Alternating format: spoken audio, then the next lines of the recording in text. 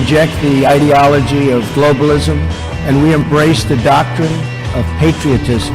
Not only will this tax plan pay for itself, but it will pay down debt. There are moral and legal obligation questions that I think we'll have to wrestle with as a society. When we as people go wobbly on the truth, we go wobbly on America. All you have to do is look at the numbers, look at what we've done. And this is only the beginning.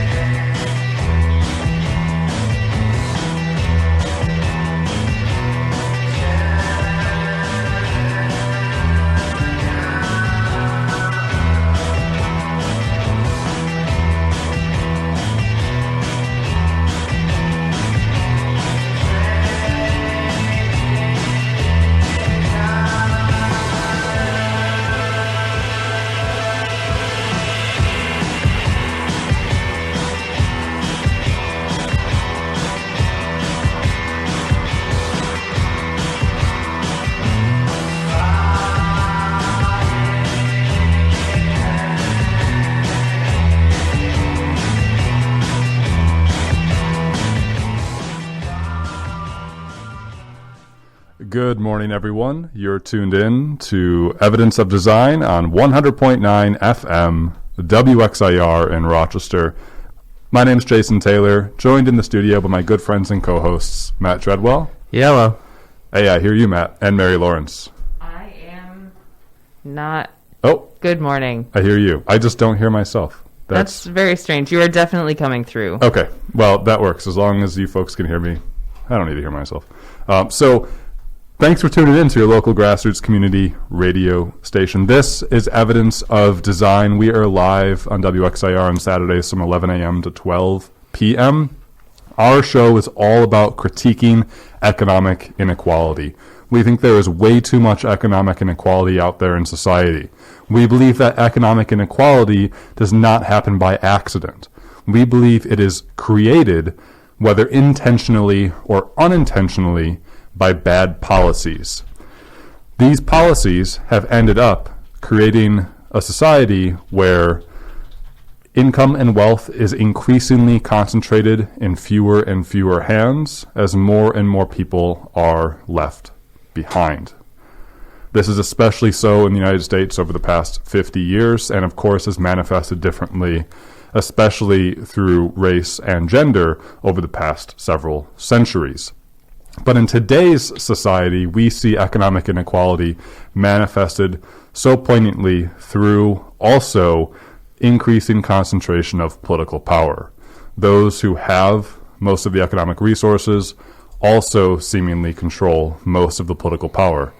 Hey, these through lines can also be made throughout history. We are critiquing them, though, here and now today, because we believe we can do something about this economic inequality. If we elect the right people, if we have the right policies, there's no reason why our society should have so much inequality, marginality, and other forms of precarity. So our show is all about examining where this economic inequality comes from and trying to wonder and propose what we do about it. On today's show, and specifically on Saturday, May 22nd, 2021. Yep. Okay, I said it was the 21st earlier. So 22nd, Saturday, May 22nd, we are talking about critical race theory. That might be a term you've heard in the news on a national sense. Typically, you might see it as one of the age-old left versus right debates of the left, whatever that means, in favor of CRT, critical race theory, and the right, whatever that means, opposed to it. However, it's not just a theoretical national culture war. It manifests locally and personally.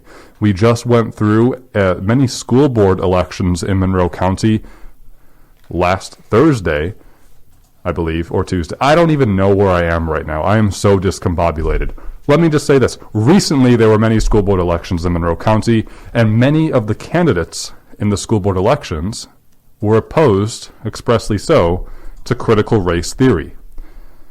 Why is that? What is critical race theory? What's it all about? We're going to be talking about it today with a very special guest who'll be joining us on the phone in just a little bit, Dr. Joanne Larson, who is a professor at the University of Rochester's Warner School of Education. Full disclosure, I learned about critical race theory from Dr. Larson some time ago. And I think she'll be able to help us to understand it as well. Before we get there, though, just want to remind you that you can participate in today's show in many ways. One, you can give us a call, 585-219-8889. Again, that's 585-219-8889. If you've never called into a radio show before, now you can. You can put it on your resume. You can accomplish something new today, 585-219-8889. If you don't know what to say, just do what Matt does. On air. Exactly. So it's really great stuff. 585-219-8889. You can also participate with us on our Facebook or social media handles, Radio EOD. Mary, I'm seeing some head shaking over there. Are we not able to live stream on Facebook right now? We're working on it. All right. Well, that's good. Let's not waste any more time. Let's go into critical race theory.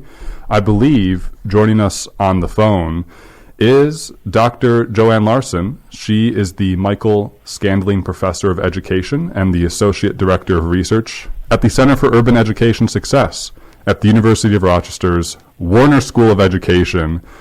And she's joining us here right now on Evidence of Design on 100.9 FM, WXIR. Dr. Larson, you should be on the air. Are you there? I am here. I hope you can hear me all right. Thanks for inviting me. Absolutely. We hear you loud and clear. I mentioned earlier so far that I happened to learn about critical race theory with you several years ago, and I really appreciate your time coming here with us to talk about what critical race theory is. So I know this is very unfair of a question because you could spend a book on this, but let me ask you, what is critical race theory, or really, what is it not? Great questions. So, in a nutshell, critical race theory is both a theory, a theoretical lens, and an interpretive lens that was developed out of legal studies by Derek Bell, Kimberly Crenshaw, and Richard Delgado that really examines the appearance of race and racism in dominant cultural modes of expression. In other words, structures, practices, policies, mostly in the United States, although it relates to minoritized people globally, but mostly it focuses on people of color, minoritized populations in the United States. Try to understand how systemic racism affects people of color, and what action it has an activism component, so that it's really about seeking to change those structures so that oppression goes away. Basically, I don't know if that makes sense. Yeah, I guess there's one lens of viewing racism, and that is through the lens of racism manifests through individual prejudice. So you are a racist because you have bad thoughts, and if we change your bad thoughts, racism is no longer there with you. The critical race theory, I think, has a more expansive view of race and marginality, and that is sort of the intersection of racism, policy, and power. And so it's not just about, you're a racist because you think bad things. It's much more nuanced than that. Am I right? Absolutely, and it's definitely not about pointing fingers at individuals. There are 5 key assumptions in critical race theory, and one is that racism is ordinary and not aberrational, that it's endemic in the United States in systems, policies, and practices.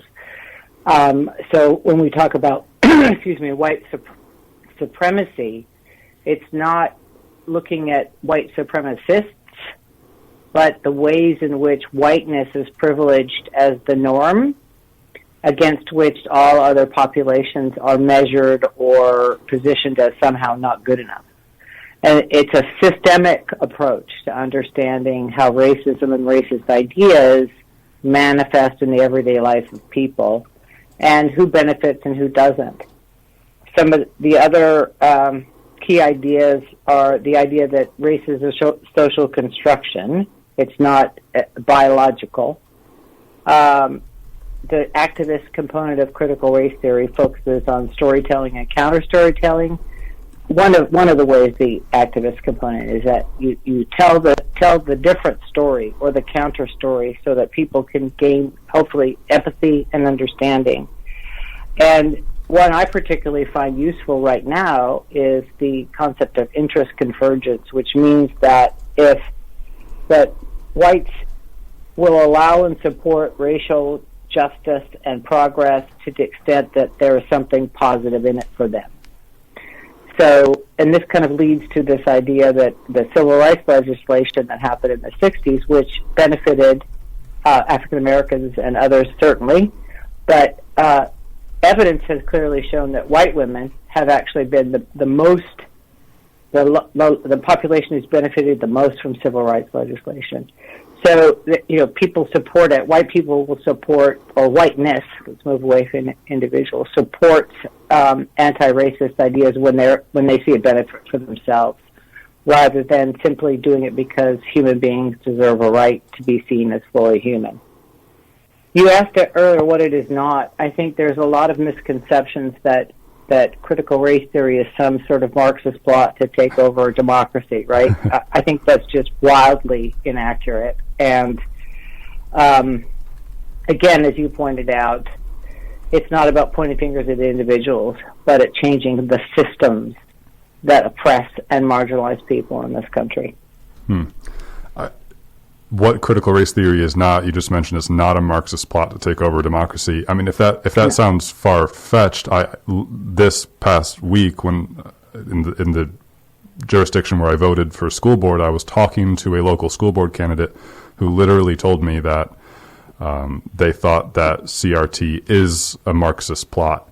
And I had a long conversation with that individual, and I didn't tell him this, but if it is a Marxist plot, I mean, personally, it's like, that's great to me. No, what's the big deal with Marxist plots? I think that's a pretty good idea. Yeah, we're pro Marxist plots and evidence of design, but no.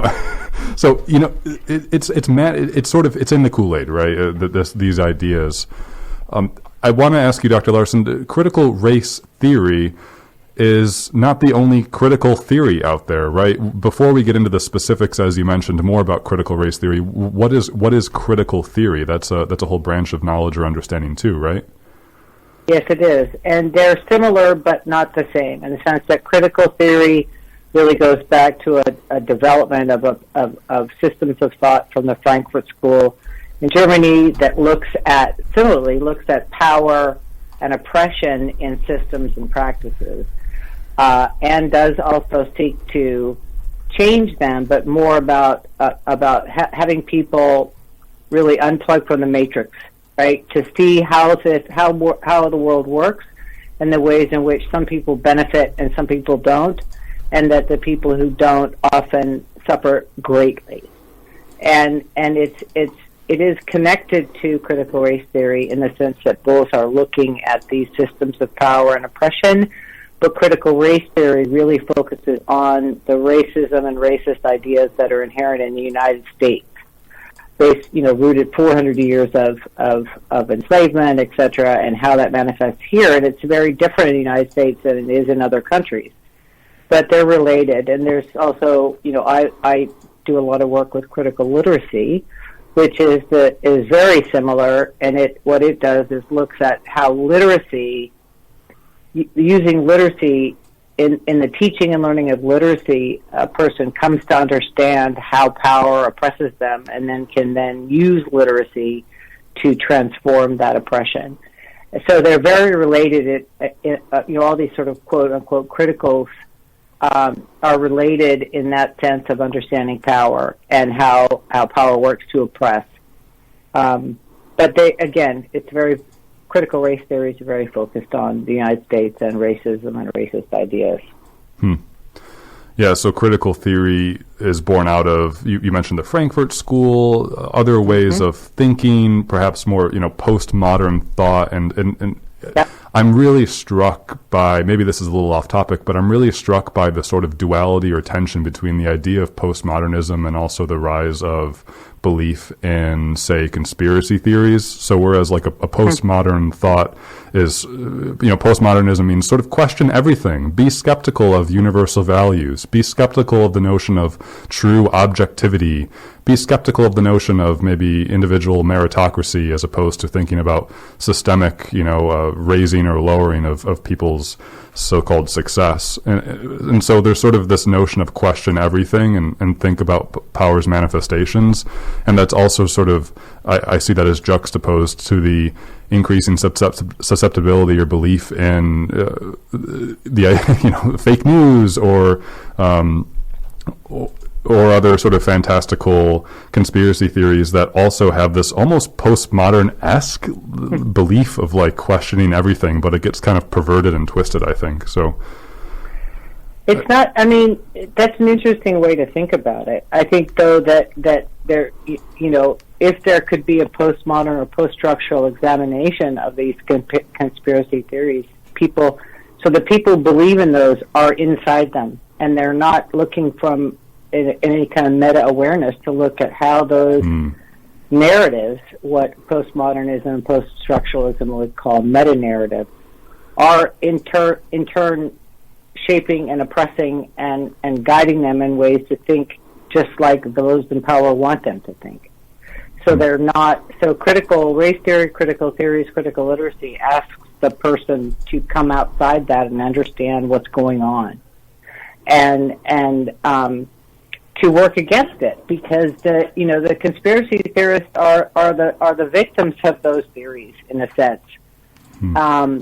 The people following along, in other words, and I think critical race theory, wants people to stop following along and to really question what's going on and how you're being manipulated to serve those in power at your own expense. That's really powerful.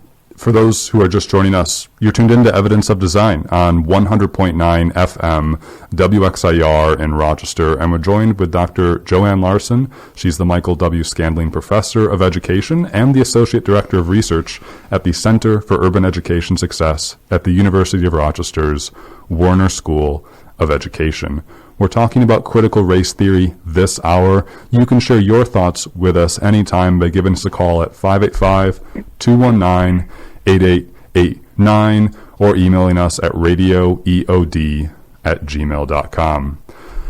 Dr. Larson, I know you do a lot of work locally in education. You mentioned about your work in literacies, which I think is really interesting. You've also mentioned so far what critical race theory is, and it's sort of a way to understand the intersection of racism, power, and systems. You mentioned that critical race theory kind of supposes that race is normal. Racism is normal, not aberrational. It's a construction. It's not sort of inherently natural. And it uses narratives or storytelling as perhaps a means to understanding people's points of view and the effects of racism's manifestations. Can you give us a sense of why perhaps critical race theory or new and better, stronger understandings of racism and marginality are needed in today's schools? That's a great question. A kind of snarky answer would be the situation we're in right now in the United States, where so many believe ridiculousness is a product of very poor and white supremacist teaching that's been going on, right? So that, one, I think it's important to teach accurate history and to not only include African Americans at enslavement and civil rights and include them as them and others as an integral part of the creation of the history of the United States. But I also think, too, critical race theory brings a certain understanding of systemic oppression and racism to the conversation in schools, but also it's not a new, in the sense that Gloria Ladson-Billings founded the idea of culturally relevant pedagogy many years ago. and newer work has talked about culturally sustaining pedagogy that moves not beyond.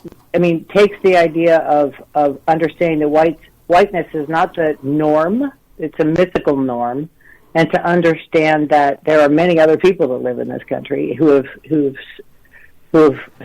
contributed importantly to who we are as a society, and their histories deserve to be taught too. And when you're standing in a classroom and you see the incredible range of human variation there, they all count as human beings, and they deserve to see themselves in the curriculum, to bring their ideas and practices to school in a way that it's included and not thrown out as being not good enough, not school enough. So I think, the larger issue here is to understand that human beings all have value and everybody counts and everybody means everybody. And so culturally relevant, culturally sustaining pedagogies build on this idea of moving beyond whiteness of the norm, and then critical is the norm, and then critical race theory brings a theoretical and analytical lens to be able to help young people understand how systems work to oppress.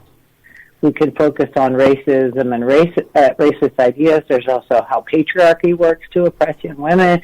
I mean, there's a way at which this kind of lens builds a critical populace who can be democratically engaged in policies and voting and working against the ways in which this country severely damages so many people. And, I could go on and on about that, but I think that's why it's important, because there's just real harm being done. There's real harm in the police murder of citizens, but there's also real harm in some classrooms every day where the data is overwhelming. Representation of African Americans and Latinx populations in special education, discipline, the various structures. You can clearly see it's not rocket science. You look at the data and you see the white kids are all in AP and advancing in honors, and the black and brown kids are all in suspended. It's just not. That's not by accident, and it's not because there's some innate deficit in black and brown children. But I think the sort of white supremacy tries to build that narrative. So the counter story or counter narrative to that is, no, look how this has been constructed.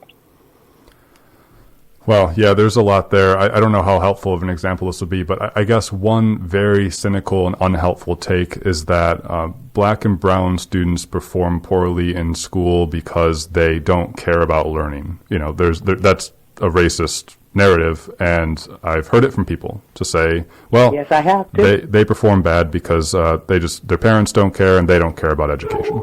Whereas maybe a more nuanced understanding is that the perception of uncaring about education is actually more accurately manifested through histories of racism and oppression that still happen today, as again manifested through lack of economic opportunity, lack of career opportunities, lack of social and humanity opportunities, from just being able to be realized as a full and equal human being. And so what perhaps to one person manifests as like, oh, uncaring, is actually like, well, it's a lot more complicated than that. I think there are two things I'd like to respond to that, in the sense that this quote unquote lack that you're talking about didn't just happen. It was done on purpose. And the other thing is, a lot of the people or the narratives around deficit narratives around people of color about not caring and not doing X, Y, and Z, for people who've never been in or around any of those people in those communities, and who have never seen the familiar interactions and deep caring that goes on in different communities, and the way different cultures see schools and see their relationship to schools. Some cultures, school is supposed to do X, I do Y. They don't intersect, and so it's about understanding what are the practices in the communities your school serves, and working to include those practices in the school instead of saying, okay, you're not good enough because you don't do it the way we do it, the way we've always done it. And critical race theory helps us see that the, quote, way we've always done it has been to purposefully keep you out and to keep you in a failing position.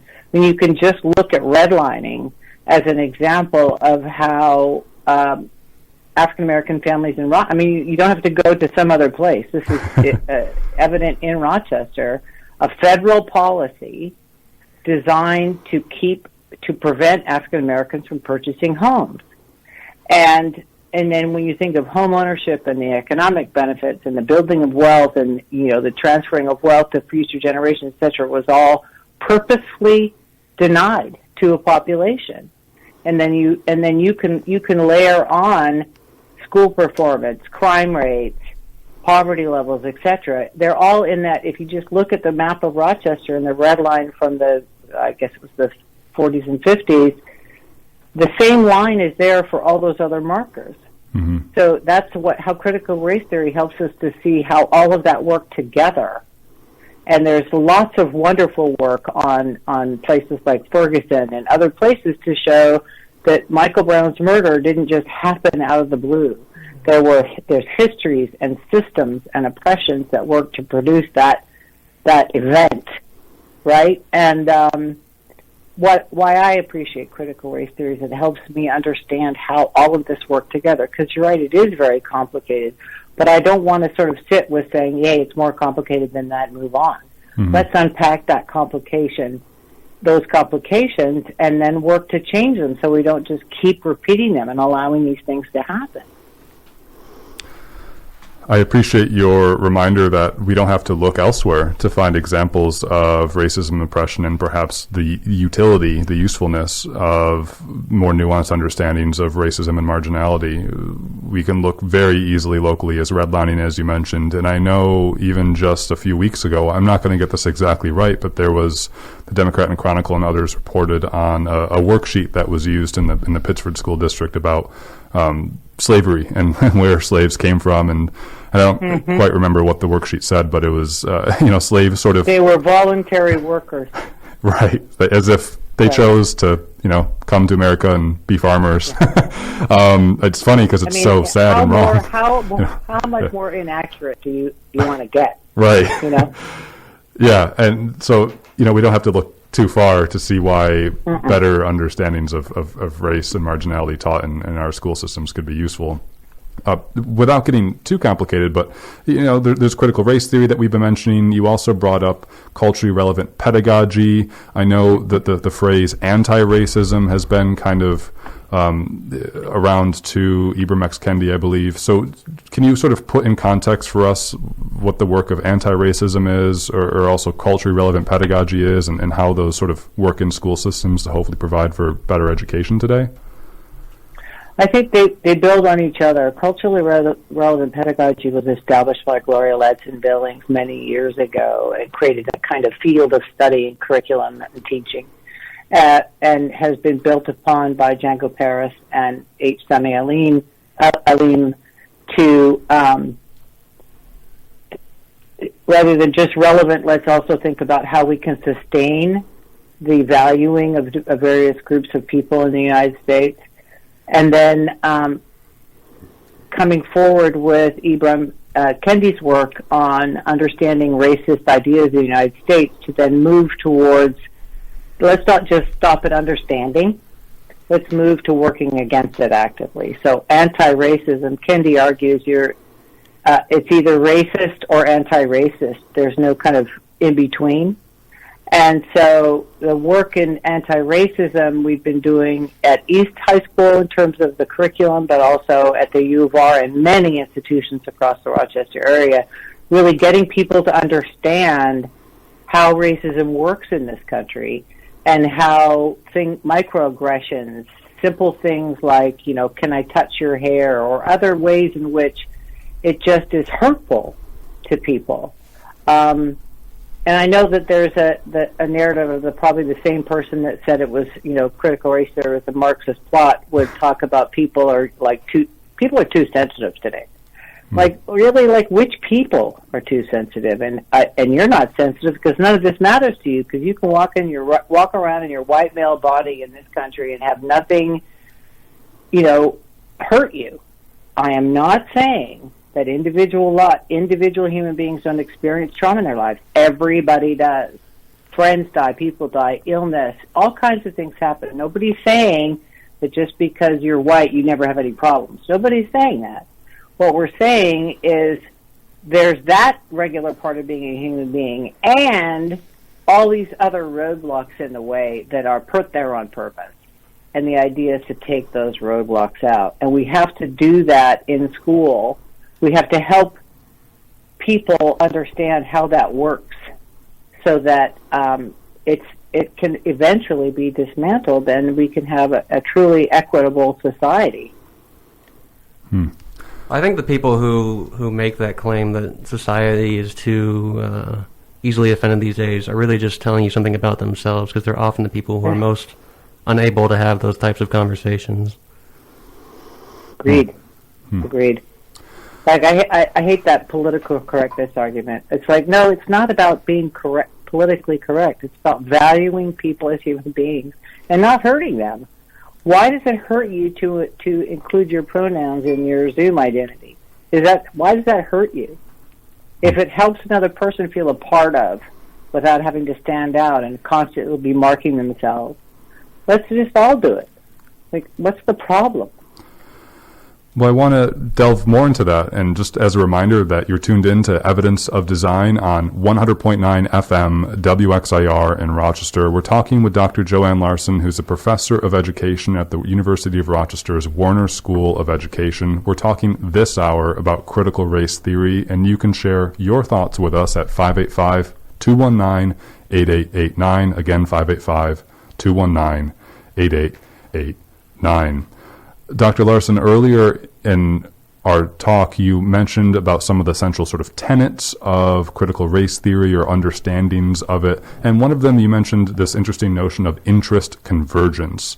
You gave the example how, it's not benefiting one group need not necessarily de-benefit or lessen the benefit for another. You mentioned how white women, for instance, benefited greatly from civil rights legislation in say, the 1960s and beyond. So, and as we were just talking about how some folks might hide behind political correctness because they're feeling like the world's changing and they're under assault, they're coming under attack for the benefit of others.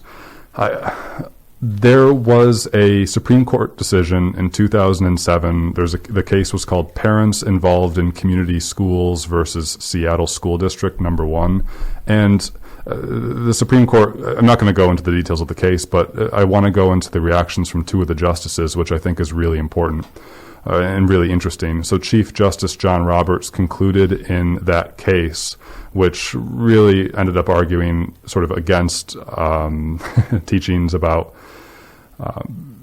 overt teachings about race in schools. He ended up concluding, quote, "The way to stop discrimination on the basis of race is to stop discriminating on the basis of race." I think one... Just plug your ears and sing really loudly and it'll all go away. Right. I think he's sort of saying, well, if we want sort of racial discrimination to go away, just stop talking about race. We're a post-racial society, perhaps. Ruth Bader Ginsburg, she retorted, quote, "It's very hard for me to see how you can have a racial objective but a non-racial means to get there." So you have this one statement: the best way to stop discriminating on the basis of race is to stop discriminating on the basis of race. Another statement: it's hard for me to see how you can have a racial objective but a non-racial means to get there. I think those are just two really powerful and revealing ways of understanding, or ways of looking at racial problems in our society, marginal problems in our society. So I guess my long-winded question here is, what's the deal with anti-racist education, with critical race theory? Is it about needing to have, say, reverse discrimination to achieve equity? Or is it more about this notion of interest convergence? What are your thoughts? I think, okay, so that's a lot in there. Mm-hmm. But what it made me think about are two concepts that critical race theory helps us understand, and that is this idea of colorblindness and meritocracy, right? So colorblindness serves a couple of, functions. One, it allows white people to feel kind of consciously irresponsible for hardships people of color face. Like, I don't see race. Well, no, you don't see race because you don't have to, right? But race as a social construct is a real thing. I'm sorry, I can't think of another word. Mm-hmm. A phenomena. Good, thank you very much.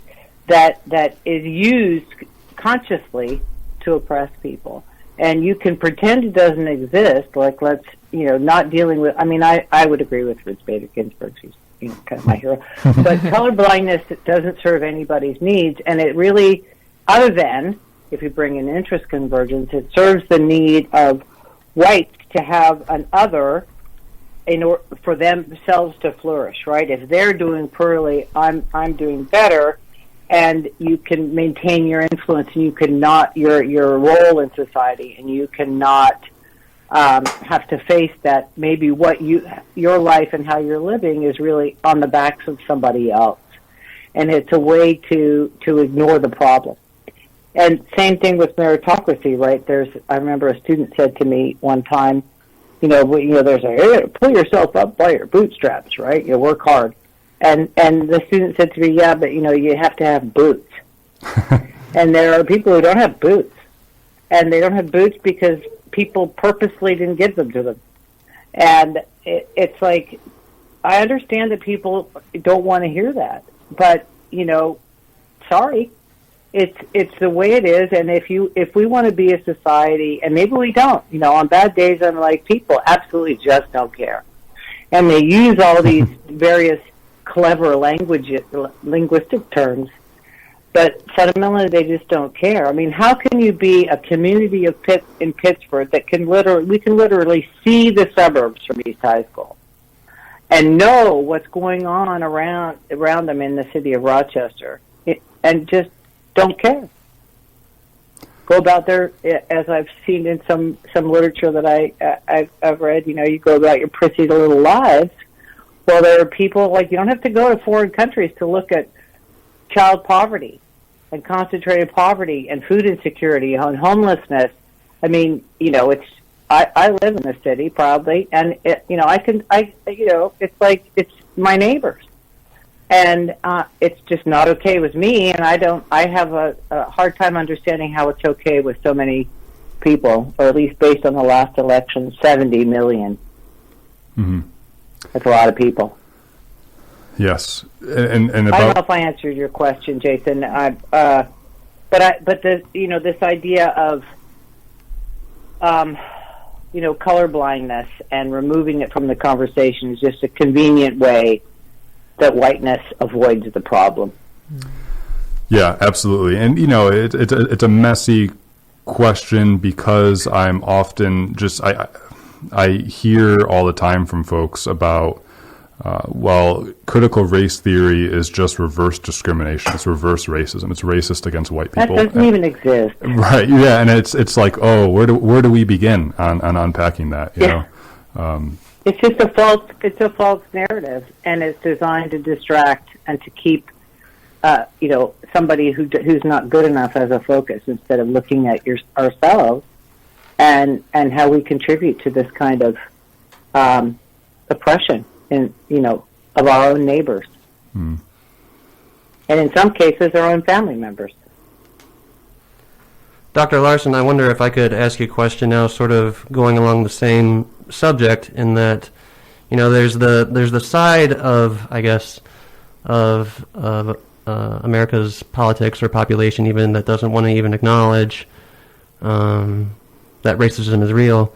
There's another side, perhaps more popular among centrists, and I guess what you would call mainstream culture in America, that says, yeah, racism is real. I mean, just look at all the police killings and the proliferation of hate groups, especially under the last president's term.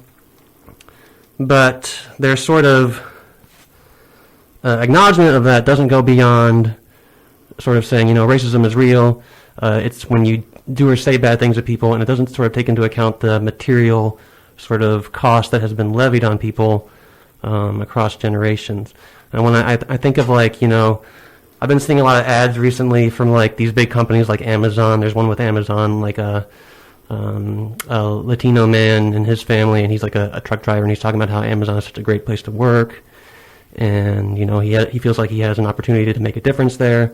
And it's Amazon is this huge company that is kind of just the epitome of economic and wealth disparity in America. And I guess what I'm saying is, what do you make of sort of this sort of almost co-option of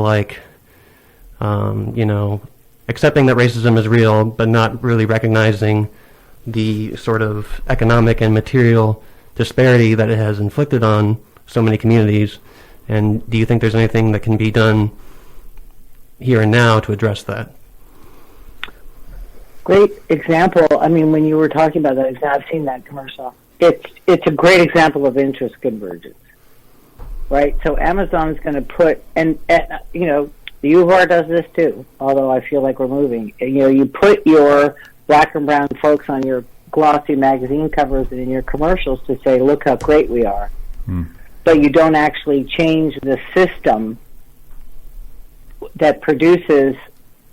I mean, Amazon is notorious for just greed and extreme wealth accumulation for one person, while not treating its workers as human beings with any kind of respect. Right now, I wouldn't go so far as to say the U of R is that bad, but it is true that the U of R systems are based in racism and sexism, to the extreme.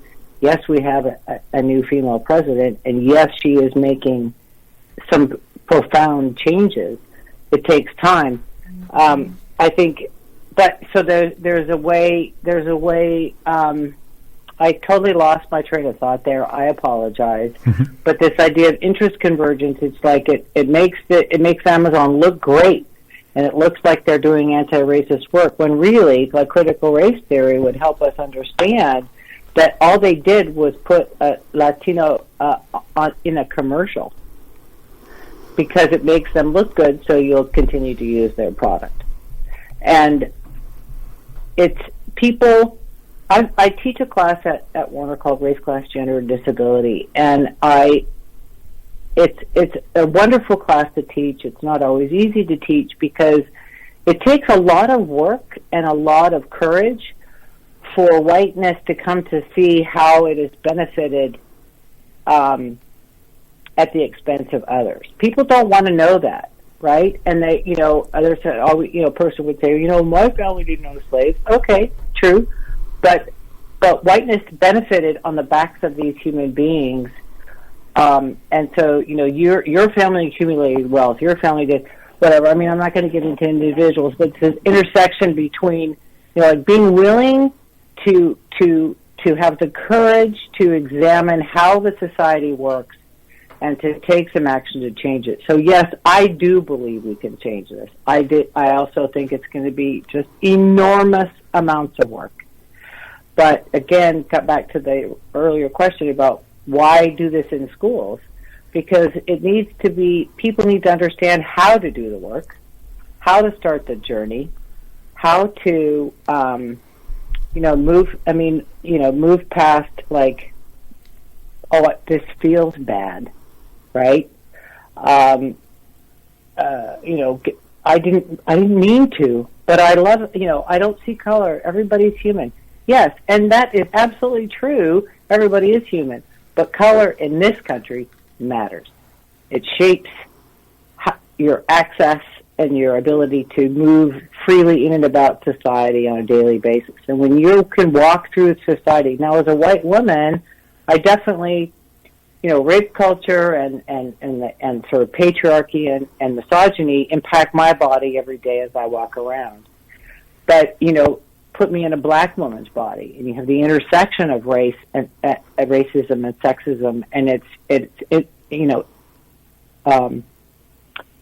much more complicated, much more painful. And I think we have to understand. We have to come to understand that and work against it. I do believe we can change it. Dr. Larson, I have a question that's sort of a follow-up to what you were just saying. You know, you were mentioning sort of going back to where we started about teaching in schools. And I think I want to branch a little bit, and I'm wondering, for people who are new, especially listeners who are hearing about critical race theory for the very first time and may not be related to an institution where they can take a class on critical race theory or know people who they can talk to about it, I'm curious how you first learned about it, if you are willing to share. And I'm wondering, how can people who aren't in school, who are just sort of living their life, learn about critical race theory and start to use it as a lens in their everyday life? It's a great question. I think I first learned academically, like about critical race theory in my doctoral study at UCLA. I think, though, I was interested and ready and heard it because my whole life I've been sort of looking at and trying to understand inequity of access to equal participation in society. Probably mostly through like a feminist lens, even as a little kid. Mm-hmm. But they work together really well. And then I would say, I mean, you could read Derek Bell's work if you're interested. It's publicly available. I am not a person who thinks Wikipedia is evil, so Wikipedia is a good place to start. It's a first search. I would definitely move on to other sources to get more in depth, but and I think Ibram Kendi's book. There are two books. There's a historical, like an academic history book called Stamped from the Beginning that's excellent. Gives you a real sense of the tracing of racist ideas in the United States through history. It's brilliantly written. It's a big book. It's like, I don't know, hundreds and hundreds and hundreds of pages with millions of citations. It's very well done as a history, academic history book. He also has a more kind of crossover book called How to Be Anti-Racist that's useful to people. There are lots of books out now that could be useful. I think even though it's not critical race theory, Brene Brown's work on vulnerability is useful because we need to come to understand how to be vulnerable to new ideas and new ways of thinking and being in the world. I would suggest too for white folks who have no connection with the Black community or Latinx communities, try to move outside of your bubble and get to know people as human beings. Now, it's not going to be easy because for very darn good reasons, they don't trust you. But it's worth. There's just such richness and beauty in the varieties of cultures in this country to not be thrilled to get to know people and understand their ways of being. I just don't frankly understand. I don't know if that answers your question, but there are a lot of resources. There isn't like a primer. There's a way, you could read an academic piece on here are what the tenets, here's what they're done, here's the evidence, blah, blah, blah, but it really is then the work that comes after of investigating. There's also a great book by Mark Lamont Hill called Nobody that does some of this work on 5 different cities and areas and people in the United States to understand how, for example, he does the work of Ferguson and Michael Brown, how that happened through history and policies and practices. It's quite well done. It's worth, for somebody who's new to this way of thinking, it's very clear and explains it with a lot of evidence so that you can really track that evidence to see that it's a solid argument. Yeah, I think those are great suggestions, and I think also the understanding of going beyond reading is really helpful. Thank you. Dr. Larson, you've been very generous with your time this hour. I guess maybe in an unfair 30 or 40 seconds, tell us about the Center for Urban Education Success. You're speaking about work. Where can people learn more locally about work that's being done to better our schools? Yeah, very unfair. No kidding. Well, CUES is a center at the Warner School that is building on and expanding on the research and practice at East High School that the U of R has been doing to partner with the East community to transform it.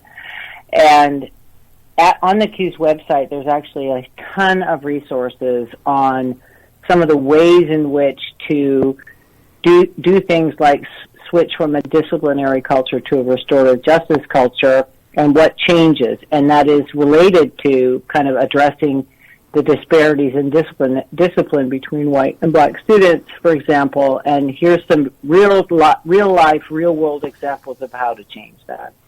There's also linked on the CUES website would be two things. One, the Elevated Educator curriculum website that gives the principal and teachers at East High School put their curriculum units up and available for you to the public, where they've done a lot of this anti-racist work. And also Dr. Nelms and all the area superintendents have committed to producing anti-racist social studies curriculum, and that's also linked. And they have work on they've been producing a curriculum unit on the 64 riots. It goes to the idea of teaching accurate history. Many of the young people grew up in Rochester and don't really learn about that event and what it meant to Rochester and how it changed the community. So that would be a couple of things. I think that's probably longer than 30 seconds. But I encourage people to go to the CUES website. There are a lot of resources there. That's the Center for Urban Education Success, and this hour we are joined by Dr. Joanne Larson. She's the Michael W. Scandling Professor of Education and the Associate Director of Research at the aforementioned Center for Urban Education Success at the University of Rochester's Warner School of Education. Dr. Larson, very generous with your time. Thanks so much for joining us this morning. You're welcome. Thank you so much for inviting me, and it was a pleasure to get a chance to talk to you all. Take care. Thank you.